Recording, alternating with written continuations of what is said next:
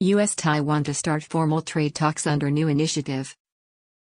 The United States and Taiwan have agreed to start trade talks under a new initiative to reach agreements with economically meaningful outcomes, with a Taiwan official saying China's economic coercion would also be discussed.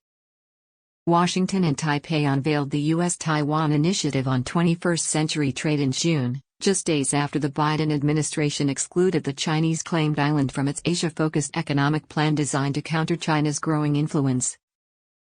The Office of the U.S. Trade Representative said the two sides had reached consensus on the negotiating mandate, and it was expected that the first round of talks would take place early this autumn.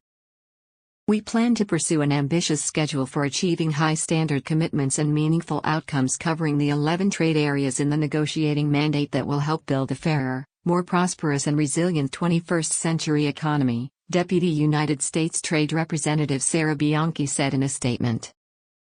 Taiwan's top trade negotiator, John Deng, told reporters in Taipei he hoped talks could start next month, and that this could one day lead to a free trade deal the island has long sought with the United States. The negotiating mandate released along with the announcement said the United States and Taiwan had set a robust agenda for talks on issues like trade facilitation, good regulatory practices, and removing discriminatory barriers to trade. It said the beginning of the formal talks would be for the purpose of reaching agreements with high-standard commitments and economically meaningful outcomes. Deng said one topic would be China's economic coercion, a reference to action Beijing takes to block trade with countries it is in dispute with, such as when Lithuania allowed Taiwan to open a de facto embassy in its capital. Its economic coercion targets are not just the United States or Taiwan, it's done to a lot of countries. Its harm to the global economic and trade order is great, Deng said.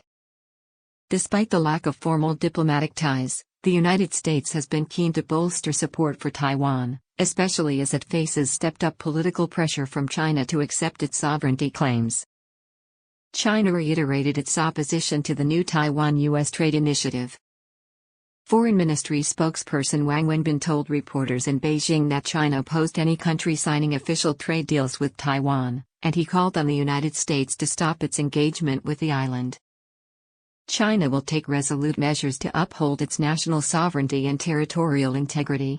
"We advise the United States stop making misjudgments," he said.